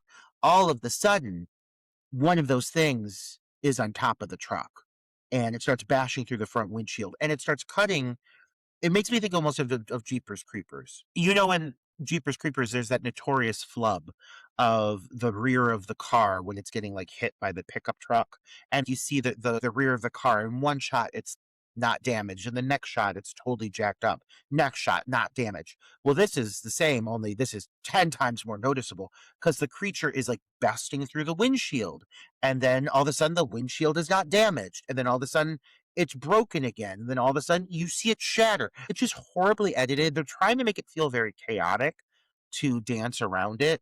But I think when you see this in a clear resolution now, you just see how many inconsistencies there are. So it reaches through the windshield, but she manages to step on the brakes, and then the thing rolls off the top of the car, and then she like drives over it. I would assume killing it. Guess not, because all of a sudden It's in the back of the truck. I don't even know how it got on there, but it's in the back of the truck. Busts through the tiny little window. It's trying to grab her breast. I'm convinced. It's trying desperately to pull her breasts out. But before it can, Linda's screaming, swerves the truck, and you get this big dramatic shot of the truck going off the bridge, and you get another explosion. This film loves to blow things up. The only reason Linda's not raped is because she's killed before she can be. I am convinced they're like, look at this beautiful woman. Prime territory for raping. And I bet you anything, Roger Corman was like, can we rape this girl? And she's like, I'm not coming back for it. So they're like, oh, all right, well, we're going to have to just kill her. Or else they would have probably done a reshoot where she got raped too and then blew her up. But yeah, so poor Linda, thank God she doesn't get raped. She's the only woman to be spared a raping in this movie. But it does make for a fun visual of the truck exploding, but wow. Wowie, wow, wow, wow. What a poorly edited sequence. Yeah, I caught all of everything that you just said. Yeah, especially like how it just all of a sudden gets into the back of the truck. It's real clunky, but Linda's blown up. The next morning, I guess, because now it's morning. I guess it took them all night to get to the land. That was another weird thing. It's dark now. It's the morning. Dr. Drake wants to rent that boat, and that dude's like, nope, I wouldn't advise of it, especially this morning. And she goes over to Hank and his crew and hear him talking about she hears him talking about Linda being dead. And then all of a sudden Johnny pulls up on his motorboat with Tommy, and Tommy's still alive, but he's injured. So again, did it take them all night to get to this, to go back into town with Tommy? Because it was just pitch black. And yeah, it's really, again, just awkwardly connected. And then I think I know the solution for that. Can I say it really fast? Yeah. Because I think it does make sense. So what happened was Tommy was so badly hurt that Linda was supposed to be driving back to town to get help. And I think that Johnny had been waiting for her to come back with help, and she just never came. You know what I mean? Like, I think because Tommy's so badly injured, I don't even think Johnny would want to move him, and his whole house just got burned down. So I really think that there was a time discrepancy there, simply because Johnny has been waiting this whole time and had no idea that Linda had been killed. You know what I mean? So I think that was the reason for that time jump. I get what you're saying, though. I get why it feels clunky. Yeah. That makes sense. That makes sense. But everybody else knows that Linda's dead, and I also just I feel like people's reactions to people dying and like what's being revealed is very subdued as well. Like it's really Very. weird. There's Because no mourning in this film. no, nobody really seems to care that Linda's dead. It's just glossed over. And then Johnny tells him it was sea monsters. He's like, oh, it was a bunch of sea monsters. Well, Jim, keep in mind, this was the girlfriend of his brother was just killed. His brother's there with his brother-in-law is there with his face bashed in. Jim immediately wants to go look for the sea monsters. Nobody else wants to join him except Dr. Drake and Johnny. So they go out on the boat, and they go out in the middle of the ocean. Fucking Dr. Drake's taking pictures, and then she just casually just says, oh yeah, it is sea monsters. And then cut to her, she has this whole sketch that she has drawn of these monsters, and she's like, is this what it looked like? So I guess it's insinuated that she knows about these things all along. Why hasn't one raped her? Because she knows exactly what it looks like. She has a whole fucking drawing of one.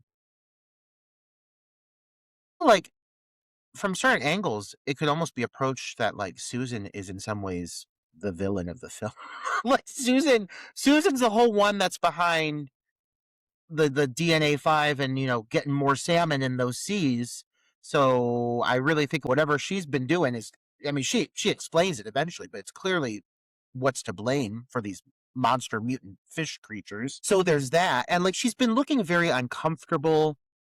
Anytime you see her, even at the dance, she was looking all around, seeming very like, oh, I don't really want to be here. And like, I'm sure this is why, because she knows there's rapist fish in the sea and she needs to take care of that. But she's been forced to not disclose it. She does share this eventually. She does say that she's been unable to disclose what's been happening because of the Canco Corporation. So it's very, very lightly touched on, but it does get brought up. But right now, I think at this point in the movie, what I struggle with is like Johnny gets back, his face is destroyed. He's got this massive like prosthetic eye socket piece on that is so distracting from getting the shit beat out of him. And so they all go out on this boat, and as soon as he says it was sea monsters, Jim and everyone's like, all right. Like everybody just seems to like buy it. And Susan's like, yes, sea monsters. I can verify this. And nobody's like, what do you have to do with this? Or like, you're to blame. I would be like, bitch, these sea monsters didn't come about until you started fucking with their DNA. So let's get you on a beach and lure one of them up so we can kill it and figure out how to kill these things. There's just no accountability or expression of doubt. You know, I think one of the things that makes films like this fun and really work is like Piranha, which is again impossible, but still significantly more likely to happen, I suppose, than what we get in this scenario because piranha are actually real. Um, in Piranha, there's plenty of doubt being expressed from like the local community, from local organizations that like, oh, there's nothing that's gonna go wrong. There can't be any problems here. As soon as the word sea creature is brought up, sea monster, as soon as it's mentioned, there's no hesitation. There's no arguing. There's no way that could be possible. Even if it is real in this world, in this fantastical scenario, there would still be people expressing doubt. And you really don't get that at all. In some ways, I guess it's refreshing that they're bypassing it. But I also just think it's a necessary step in the process to create turbulence between characters. You get what I'm saying? Yeah. Yeah, you do get that one dude that says he's not gonna go search because he has to go home to his kids and he's not gonna go search for phony sea monsters. So there is one voice of dissent, but yeah, everyone else is just kind of on board with it. And as they're out on sea, and I just had to chuckle when she shows the sketch of exactly what it looks like. So she's like, "Oh, is this it? Is this what you saw?" And Johnny's like, "Yeah, that's it." So as they're out on the boat, they see the coastline with all the caves. Dr. Susan wants to go check out these caves, so they do. And I mean, this is immediate, Roger. Immediate. The second they step off the boat, to go examine the caves, there's one of those fucking monsters just sitting there chilling out on the beach. These things are not hiding themselves very well at all. It's literally just laying amongst the seaweeds. And she's like, there it is. And they're like, get it. Like, yeah, I would think that these things would be a little more discreet. And then there's other ones that they're fighting and all of a sudden one of them will just like appear from behind. Where are they coming from? Is my thing. It's not like these things are small and easy to hide. So all of a sudden, one of them emerges from the wall, I guess, the cave wall, and I'm just like, where the fuck did that one come from? Pretty soon, there's like three of them, and I gotta say, and I'm guessing that this is because they're evolving at a rapid rate, as we learn, but the inconsistencies in these creatures, I couldn't sit down and draw for you my artistic rendering of what one of these things is supposed to look like because they all look a little different. And maybe that's intentional and maybe it's not, but like some of them look especially rubbery. Some of the masks look especially fake. And there's one fella in the group that's got these long, long arms. And I don't know where these arms came from. I've never seen a salmon with arms like this. I'll tell you that. Nor have I seen a human. So if you're throwing human DNA into the mix, I don't think that's human. I don't know if maybe there's some giraffe in there, but this thing comes out of nowhere and it's got the longest arms. It's like it's going in for a hug and a honk. I'm guessing poor Susan. And all she's doing, she's snapping photos up up in the face of one of the things that is dying. She's snapping photos. The thing's coming at her, snapping photos, dodging swipes and snapping photos. I'm like, bitch, stop taking photos. You got a full specimen right here. Defend yourself, woman. Defend yourself. Throw the camera at it. Like, keep yourself alive. You're very important. You're the only one that knows what's going on. But all she can do is take pictures. But somehow they do manage to kill one of these things. Well, against her wishes, she's screaming not to shoot him. She's like, "Don't shoot him, don't shoot him," and, like, she just wants to take pictures. Of course, Jim's gonna blow these fucking things away. Yeah, those long arms. Remember that scene in the original Nightmare on Elm Street with Tina's dream, Yeah. and she sees Freddy walking down the down the alley with his long arms? That's what this thing, and it's so goofy looking because its arms are like flailing and it's going.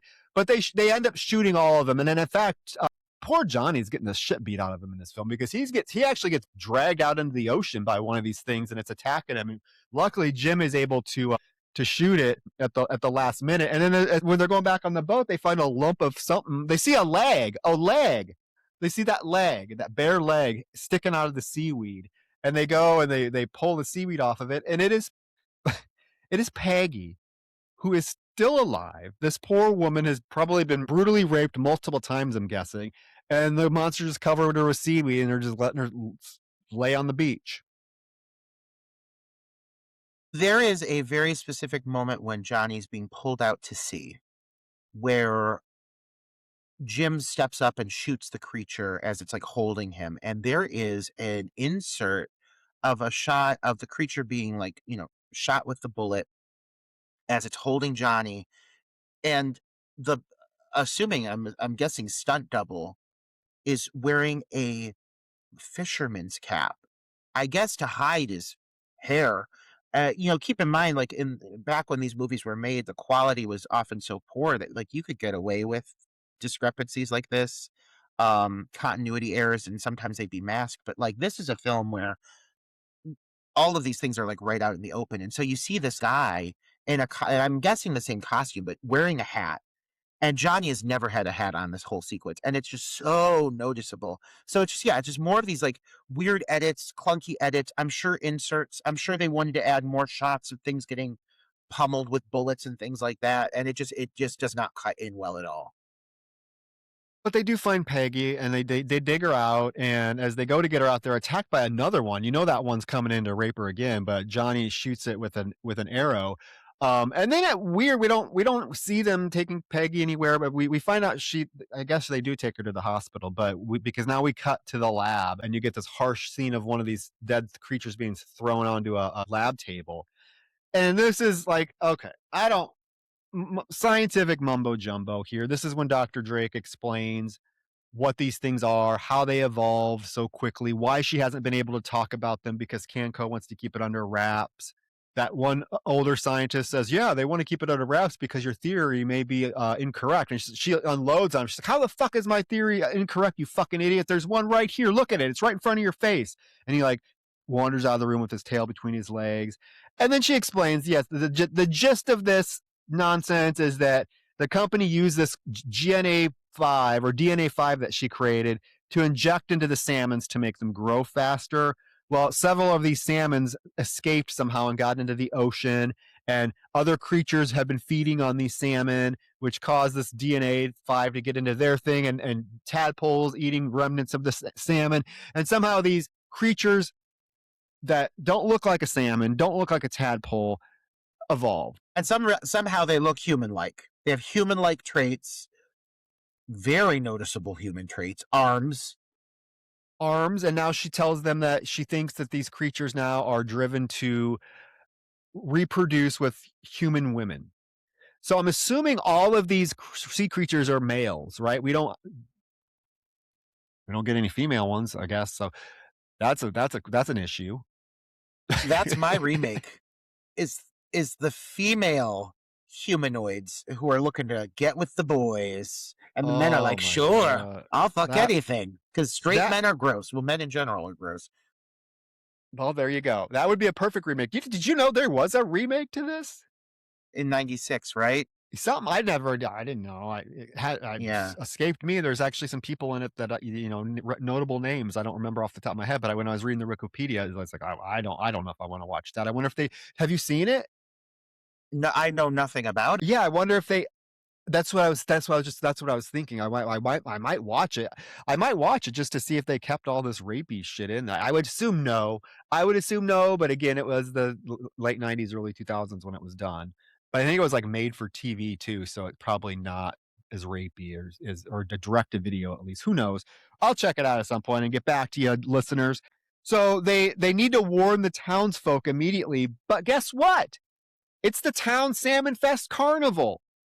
So now we cut to Salmon Fest. Now, this looks like a good old fashioned small town carnival that I can get behind. You got Ferris wheels, you got carnival games, you got a radio DJ DJing live from the event. Sitting next to him is Miss Salmon, Roger. Miss Salmon herself, Sally. Is that her name? Is it Sandy? Sandy. Miss Salmon herself. You know, and she's just sitting there in a bikini. I mean, having the time of her life. She's living it up, this gal. She's waving at the crowd. He's making very sexually charged comments towards her about how his hands might be on something else later. And he goes to like touch her breast and she's just like laughing. She's wearing a crown. She has that Miss Salmon sash on. I mean, this broad could fit in right with Miss Crustacean. I feel like we need a final showdown with Miss Crustacean, Miss Salmon, and Croaker Queen from I Know What You Did Last. Those three broads battling these humanoids from the deep. That's what I want to see. And I gotta say it, you know who's gonna probably be the winner of that one is Miss Salmon. Because Miss Salmon, when it comes down to it, Miss Salmon knows how to defend herself, surprisingly enough. Though this is clearly another inserted segment. Like when you watch this scene, this is an elaborate scene. And we have all come to the conclusion at this point, dare I say, that those fish people are going to be fucking these townspeople. They're fucking all of them. Everyone in this town is about to get raped. And you're like, oh boy, this is going to happen, isn't it? Well, it happens. And it happens bigger than I think any of us expected. I've got to give this like whole final stretch some credit because we have seen other films with very similar setups that haven't quite like lived up to what was being promised. Like Piranha 2. Piranha 2 has a few great shots of people getting killed by flying piranhas. But overall, I remember one of our issues was that we just didn't feel like we got enough of it. Well, this, you're about to get a whole lot of raping and killing. But I don't think I necessarily want to see people get raped by fish monsters, but we're going to get it either way. So just know it's about to happen. But this whole bit with this radio DJ and this Salmon Queen, I think is just another bit of inserted nonsense because all he's doing is talking about how he's going to fuck her, how he likes getting his hands full. Well, you're about to get your hands full of something because this gal's packed into the smallest bikini top I've ever seen, and those fish monsters are aching to rip it off of her. And so you got but they've at least woven the radio bit into like what's happening back at the ranch because we forgot about Carol. Well, she's back. She's about to shower and bathe and put her child to sleep, completely removed from the storyline. Carol's back and she's listening to the radio. So that's how they brought the radio bit into play here. I do have to say, out of all of the inserts, if this is an insert, and I'm really assuming it is, it still is the one that I would say has to be the smoothest integration of footage into an existing sequence. Because this whole fair feels very cohesive. It feels huge. There's so much going on, but there are random moments that happen over the course of this attack where all of a sudden you'll see a woman just getting raped and you're like, I know that's an insert. I know that they just like did a reshoot and they like reset up parts of this festival just to throw women getting raped into it. And it's a really fun sequence, but there is like that weird, awful like taste in your mouth when you're like, oh my God, like so much of this probably wasn't part of the initial production, Absolutely. Now, I will say I was pleasantly surprised, not at the raping, but how long this goes on. How long? I feel like you have to cover yourself because me saying I'm pleasantly surprised or that I enjoy a certain moment from a movie about women being brutally raped, it is a little bit problematic, right? But I want to say, I was pleasantly surprised at how long this scene goes on. I mean, if you're going to watch this film, you're watching it for a specific reason, right? And you want to see like it culminate, in a way that is worth the payoff, right? Or you want a good payoff. And I feel like this film actually, give it some credit, nails the payoff because this goes on for a long time and it's not restrained. It's not like, I mean, their full budget, whatever it was, I feel like went to this particular scene. And poor fucking Carol stuck at home. That fucking baby, what's it doing? Crying its fucking head off. She's trying. How come she didn't go to the carnival? Why the fuck does Carol have to be stuck home with this fucking crying baby? Take the baby to the carnival. And yeah, but she's at home with this baby. Back at the carnival, Hank and his crew, apparently we didn't see it. We didn't see Hank and his crew go out, but apparently they did go out to look for sea creatures. They couldn't find them, which is surprising because they're just sitting on the shore, chilling out, like you couldn't find them. I don't know if they actually looked or not, but they do tell the sheriff that they did not find anything, and they go and get some beers. Johnny, Drake, and Jim show up, and they immediately flop that fucking sea creature dead body onto the dock for everyone to see. And they're like, well, there's your proof that there are sea creatures. And from this moment on, fucking chaos. Chaos. Because but this is how you do it, Troy. It is. This is how you do it. Like, if you're going to tell the townspeople that there are fish monsters, and you're going to convince everybody, every other movie, people are going to the cops. They're going through the proper authorities, and everyone's trying to cover shit up. The government's always covering shit up. No, this is how you do it. You fucking take the fish monster, and you roll it on the pier in the middle of a carnival, and you say, look at this shit. Because you can't deny this giant rubber fish monster laying there in that body bag. No, Clear as day. Everyone's like mouth agape. What the hell?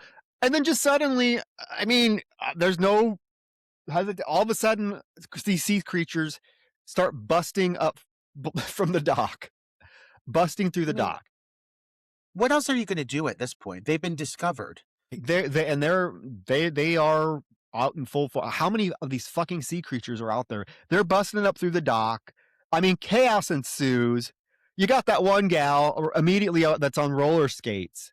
That is, I mean, the first fucking creature that comes out of the deck, it beelines for that broad, rips her top off, throws her into some bushes, and starts raping her. That poor woman on roller skates. Like, what are you going to do? Yeah, these things, these fish monsters, they look for the weakest prey. That average everyday woman working the carnival who's just trying to defend herself, and like three of them gang up on her, and like, I'm assuming gangbang the poor gal. She's just an everyday carny. Simple ponytail, plain face. Just not someone who's looking to get railed in any context. She's just trying to make an honest dollar, and she's getting gangbanged by fish monsters. And it doesn't stop there. Let me tell you, like, when Troy says that they give you the whole kit and caboodle with this finale, raping aside, because the raping is always uncomfortable. You remove the rape, and it's actually, I don't want to say a competent finale because it's awkwardly edited. There's a lot of moments that feel like they really needed more sound design. I'm going to reference a moment of the fish coming through the pier. That could have been really startling and played up as like a big moment with a really big musical flair and big sound effects and screams, but it's kind of just flat. There's a lot of moments that feel flat that could have been emphasized with just more sound and a better edit. But still, for what it is, it's a really exciting sequence. There is a lot going on. People are running around. Men are getting their heads pulled off. I mean, that poor guy, just random people getting attacked. There's so many women just running to the crowd who just get mounted. It's so unfortunate for a lot of people. And then poor Carol, essentially showering, silhouetted, unaware of anything that's going on. It's unfortunate because cutting back to Carol is breaking up a lot of the pacing that they're kind of establishing. But I do like kind of at least the payoff that Carol gets for being a character that's done nothing. At least she gets kind of a really great moment here. But, Carol's showering, and lo and behold, that long-armed fella comes by. And the baby, like, I know it's annoying because that baby, all that baby does is cry, but at least that baby knows when to cry. He sees that big old rubber fish man with them long arms just standing in the window. And then somehow every time Carol comes in to check on things, that gigantic 9-foot-tall hulking fish man with 12-foot arms has managed to sashay away like unnoticed. I don't know how she goes without noticing this giant fish monster for as long as she does. But you're getting like this back and forth between the chaos at the jamboree and poor Carol just trying to have a nice evening in with her awful child. It kind of breaks up the pacing, but it all builds to something really fun. I really do think that this ending is the best part of the film. It is. It is. I mean, it's chaos, and you get that one. You get the one fish monster who's smart enough to like break the dock pole, the pole holding up the dock, which causes all these people to fall into the ocean and be immediately grabbed and ripped apart. You got that poor woman hanging on. She's too homely, so they just eat her. They're really picky about who they are impregnating. I would say that, like, if you're over 40, or if you have a simple, if you got a plain Jane demeanor about you, you're getting eaten. I'm sorry. Because she's just hanging on screaming, and they pull her into the water, and they take one look at her and like, yeah, we're good. We're just, you got Miss Salmon and the DJ. They get attacked. On that DJ, immediately he's thrown on the ground and ripped apart. And Miss Salmon, I mean, this poor gal, she's backing away. The creature comes. The first thing it does, Roger, is rip her bikini top off. These fuckers know what they want. I'm gonna say it. They're horrible. They're rapists, but like, these are tit men, and they see something they like and they go for it. And this poor woman, and I got to give that radio DJ some credit. He's reporting through the whole thing because Carol's listening, but she must be listening casually, not actually listening to the panic that's ensuing, because the guy gets through a full report before he's thrown in the ground. His rib cage is basically ripped out of him, and with one single slash. But poor fucking Sandy. I mean, this girl must have spent some time in prison, because when it comes down to it, Troy, this is a woman who knows how to fight. This is a woman who knows how to defend herself. This woman, like, I did not expect the Queen to also be so good with a blade. Doesn't she how does she kill this thing? She stabs it, right? No, she grabs that rock. And she beats it in the head to death with the rock. Well, her little titties are just flapping up and down with each blow. Unexpected. And then she just runs at the camera with her breasts shaking at the camera. And that's the last you see of her. But thank God she got away, I'm assuming. Oh, she survived. Miss California pageant is in her future. I guarantee that. You got to look into that gal and tell me if she's a former Miss America, because this seems like this cameo seems right for Miss Nebraska 1976. I'm telling you right now. Oh, so as this attack intensifies, Dr. Drake and Jim are out on their boat, and they're pouring a bunch of gas into the water. You get that one monster that the group sets on fire, and then there's that one monster that's also surrounded by all these teenage boys, and they kick the shit out of it. That's fun to watch.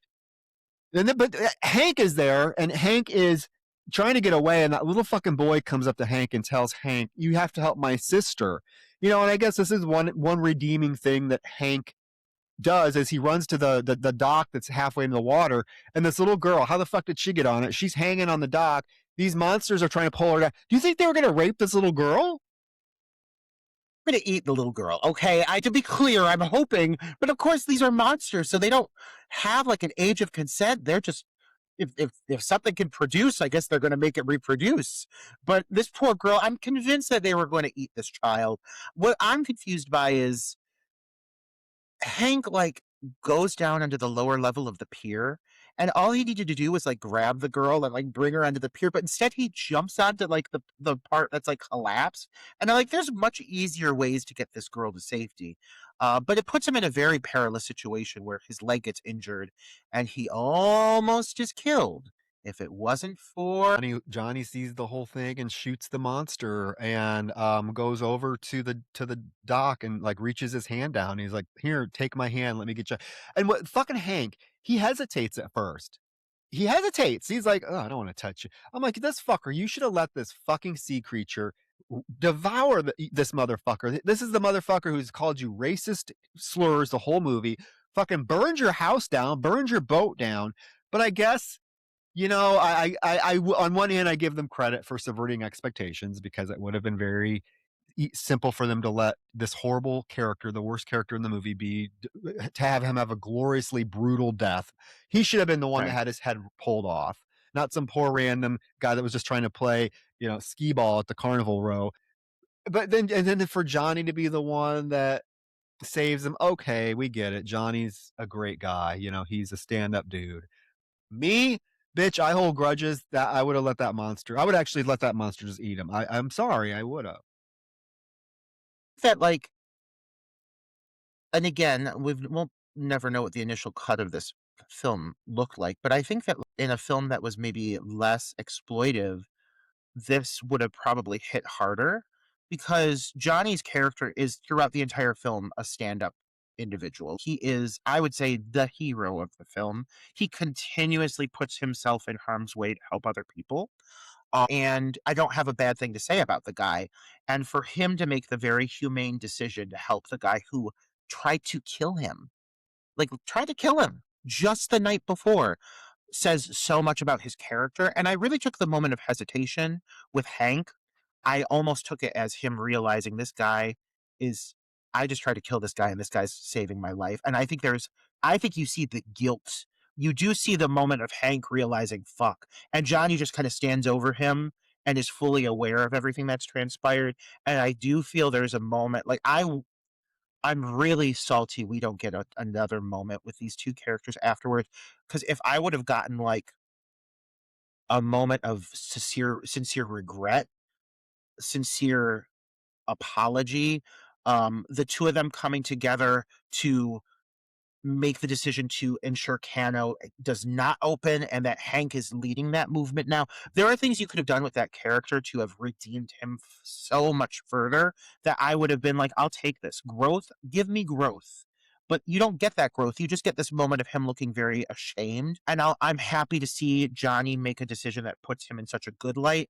But yeah, I mean, if this is all you're going to do with it, then just kill the fucker. Then just feed him to the fish, you know? Exactly, and I like your interpretation that maybe because there is that moment where he hesitates, and there's that moment where you do see some sort of regret on his face. But why not have the next morning, because we do cut to the next morning after the kiss. Why not have just a brief, like 30-second, scene with them two? Even just Hank apologizing to him and be like, you know what, I'm so sorry for everything I've done. You've been right all along. I'm going to back off my support for the cannery, which probably isn't going to happen now, anyways. But there could have been something, and I would have felt a little bit better about this. But this is it. Okay, you let the worst fucker in the film live. Okay, Dr. Drake and Jim light the water on fire. It does catch a lot of these things on fire, though humans now are fighting back and killing a lot of them, right? We do see a lot of the humans now fighting back and killing all these things. Jim realizes that Carol is still at home because he asks one of the guys there. He's like, wait, where's Carol? What'd you do? Oh, I dropped her off back at home. He rushes to go to Carol's, who back at her house now, that baby's crying. She knows something's outside. She's seen it. She puts that baby in the closet, grabs a knife. That creature, that long arm creature, breaks through the glass of the door and comes towards her and is gonna rape Carol. And Carol's like, "No, sir, not today. You aren't touching my boobies." And she steps up to the ball plate just like fucking Mrs. Salmon, and she stabs the shit out of this fucking thing. You know, there's so much going on with this ending. I could really talk about this ending for probably the whole 2 hour length of our podcast, to be real. But it's all building up to this final moment with Carol.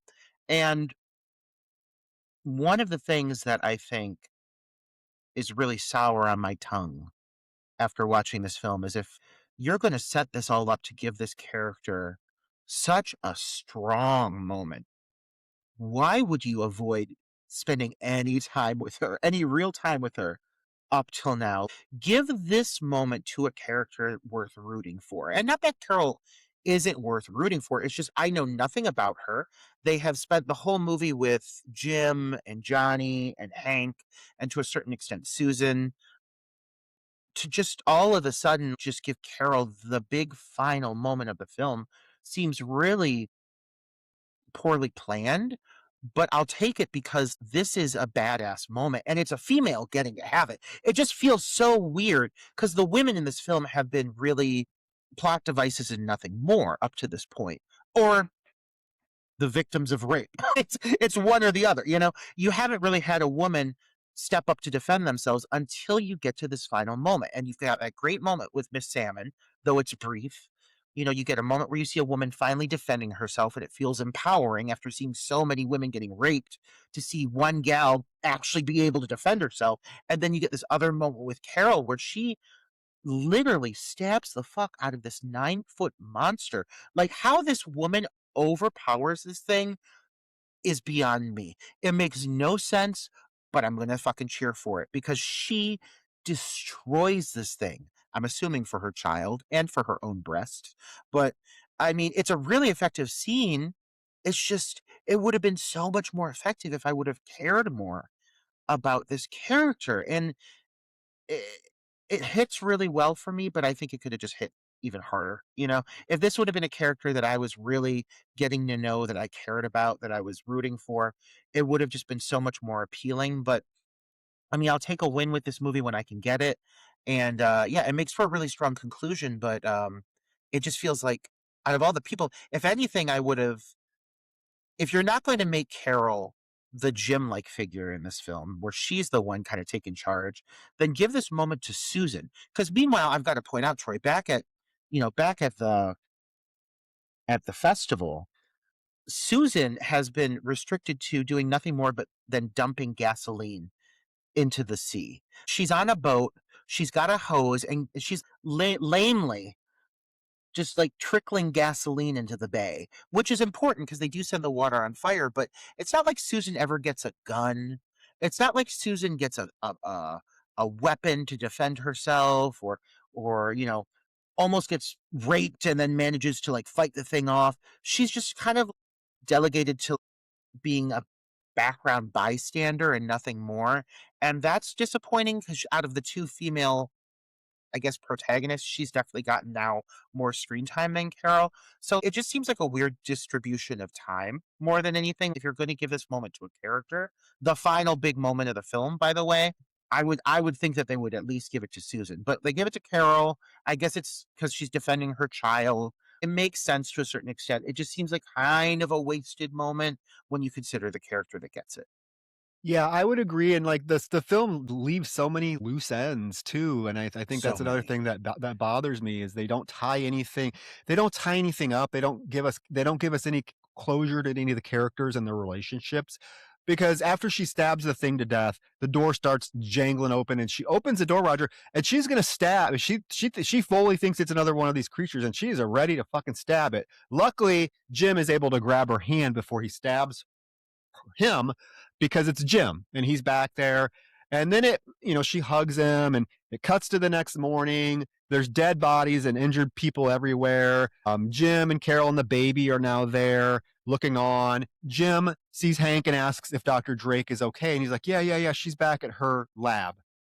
Okay. And then Carol looks around, seeing all these dead bodies. She's like, Jim, can we go back home? Everything's all right, isn't it? No, it's not all right. Do you not see all these raped and mutilated bodies laying everywhere? And then it cuts to a lab with Dr. Drake and a very pregnant Peggy on the operating table in labor now. She's fully in labor. Her stomach is huge. It keeps growing. And the last shot of the film is this fucking humanoid creature baby's head ripping out of Peggy's stomach as she's screaming, and her eyes are now like a fish lizard green color. That's the end of the movie.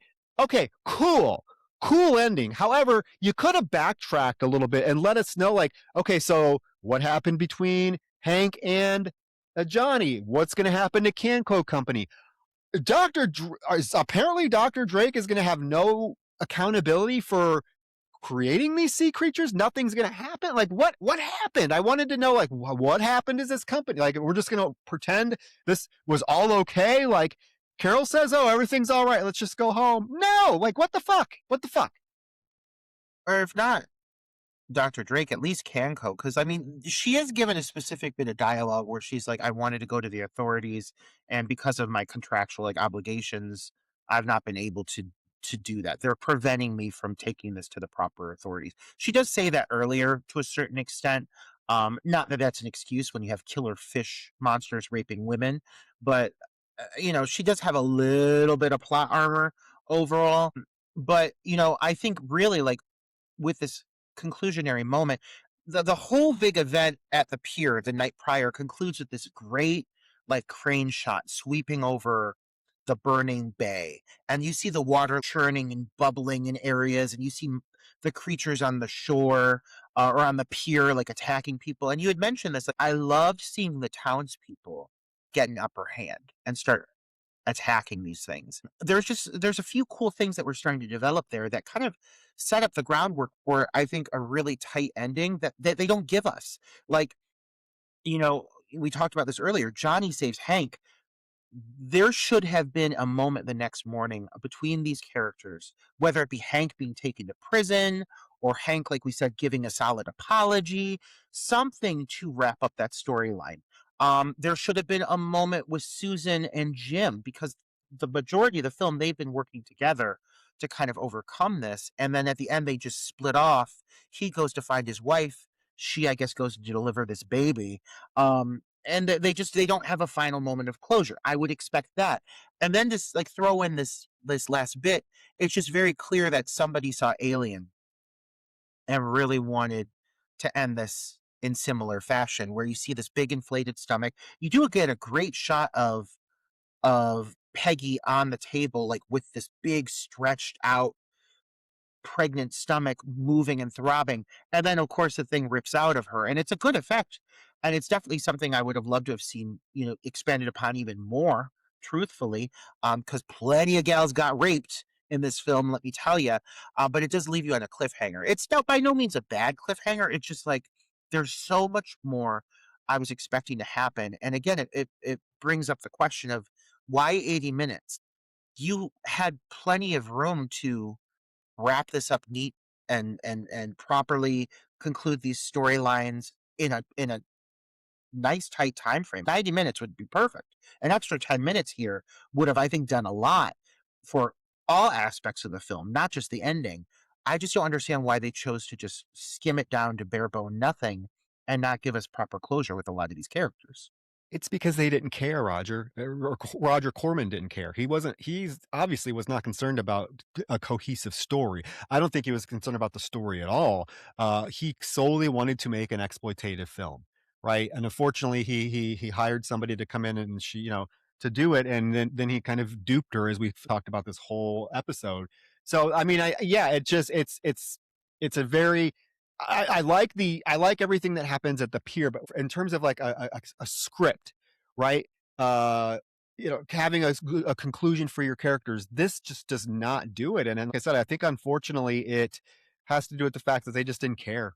He just really wanted to show as many tits as he could, and as many of these sea creatures raping women. So the story and what happens to the characters and what ends up happening to them, where they go from here, didn't matter to him, and that's really unfortunate. Love to read the original script to see how much was removed. I'm sure some of these issues, some of the gripes we have were probably addressed in the initial draft. Because some of these things just seem like they're so set up to give you a strong moment of closure. I don't feel like in my gut, I don't feel they would have given us that really distinct character moment between Johnny and Hank without maybe having had something afterwards that just didn't make it to the final cut of the movie, and instead they prioritized bloating it with violence and rape sequences over like prioritizing these characters. I would just be curious to read the initial script, the working script for this film, because I bet you there's some major differences from what we got. But hey, I mean, what we got, though problematic, I mean, plenty problematic, and a great conversation piece, I'll say that. It still has moments that I would say this is actually a rather fun movie. But you had said these, at the start of this, it's kind of soured a little bit. Like I want to be able to finish this review and be like, wow, we just saw about 20 people get ripped apart by fish monsters. But knowing like what we know and having done like the extra sleuthing going into this, it's hard to really love this film because it has this like taboo, you said you in your words, cloud over it. And I'm a supporter of women. I like a rape revenge film when it's done right. Not saying that rape can ever be done right, but um we've seen plenty of films where we've seen women get the upper hand and come out of something traumatizing, come out of something degrading, come out of something, acts of violence, and be able to enact their revenge, be able to enact um, the comeuppance, which is, how much I love seeing a shitty character get what's coming to him. Troy, you and I both share that love for comeuppance in horror cinema. You really don't get that here. So without that, it just feels so exploitive and so dehumanizing in a way. And it's really disappointing that this movie can't be considered as something more enjoyable, more fun for me. Mm. Absolutely. I mean, that's my sentiments exactly. It's a film that definitely is not going to be for everyone. There are people that I'm sure are going to have huge issues with the film. Um, I will say I'm glad we covered it. Because I have heard so much about this film over the years. I had no idea though about the whole controversy and what ended up happening. I had no idea. But I mean, if I go away with anything from the film, I'm going to say I really thought that the final climax at the festival was well done. Um, it's a film, yeah, that I hesitate in saying I enjoy, but I will say, like I said, I'm glad we covered it, guys. So this is a film that I feel like could be ripe to start some conversations on social media. We love to hear from you. We would love more interaction with you. So let us know in the comments as far as this episode goes, like what your thoughts on this Yeah, film I, are. I really I was not expecting this to be a conversation piece, but finishing it, concluding it, I do think it's one that we could really have some very interesting dialogues. So let us know, listeners, your thoughts on this film. Are you able to enjoy this film regardless of what went on behind the scenes? Does that affect you? Either way, we'd love to hear your feedback on it. And noting that this is Pride Month, and we've had two films that I think wouldn't necessarily fall under the category of Pride favorites, dare I say. Troy, I'm curious what your next selection may be, and if it's something that would really please our listeners. I thought long and hard about this next selection, and you know me, I don't usually pick recent films, but I think, if, in terms of like Pride Month and like recent films that really had a heavy focus on queer characters, this one popped into my mind because I always remember just the very, I want to say, like in your face graphic opening scene of this film that has just two girls French kissing, extreme close up, tongues of battling each other. And I thought like that shot's always stuck with me because it's a really bold way to start your film. And I also think that this film has a lot, uh, much like this film in a very different sense. This film can spark a lot of different conversations. It's a very divisive film. I do know that, but I want to cover it. It's recent. I don't pick recent things, so I'm going to choose 2022's 2022's Bodies, Bodies, Bodies. And listeners, I'll say Troy set me up for this prior, and I told him right off the bat that I am not a fan of this film. I actually what year is this? Was this 2023 you said? Is that what 20 you just said? 23? 2022, 2022. Okay, 2022. I remember the year it came out. I said it was my least favorite film from that year. I mean, I greatly dislike this movie, especially because of the ending. But I know some people love the ending, so I think it's a matter of like your takeaway from it.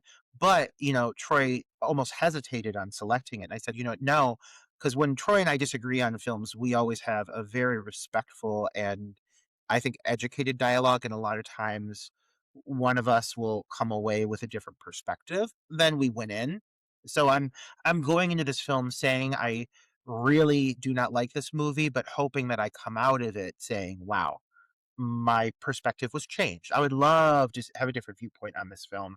And I think maybe knowing what I know about it and going in with that knowledge, because I did go into this film blind the first and only time I saw it. I think upon a second viewing and more, I might have a different perspective. So I'm very excited to dissect this movie with you.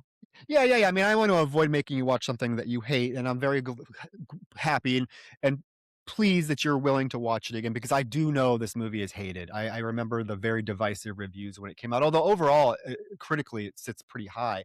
It was a pretty critically acclaimed film, but I know like viewers, like average viewers like us, it's very divisive. And I know exactly why, and it's why I want to talk about this film, because we talk about numerous times about characters being unlikable, and this film is full of them. However, I will say that's the point of the film. So I'm going to leave it at that, and we will discuss Bodies, Bodies, Bodies next week. Guys, thank you. Again, please start a dialogue with us about this film, Humanoids from the Deep, and we'd love to hear your thoughts on it. Give us a 5-star rating on Apple Podcasts, and tune in next week when I think is going to be a very interesting conversation about 2022's Bodies, Bodies, Bodies. Kicking off Pride And what's Month. shaping up to be a lesbian full Pride for us, And I'm here because it's very lady centric. We can't deny that. I'm here for it. That's why. And you know what? That is another reason why I picked Bodies, Bodies, Bodies. Lesbians. We gotta give a shout out to our lesbians. And I again, well, I'll save anything for the review. But join us next week. Give us that 5-star rating. Give us that 5-star rating. We got lesbians aplenty. If you like lesbians, if you think this next one is in favor of lesbians, just wait till you hear my next selection, which I'm saving for our next review. Oh, lesbians, get ready. We love them. We love them. Until then. Until then, good night.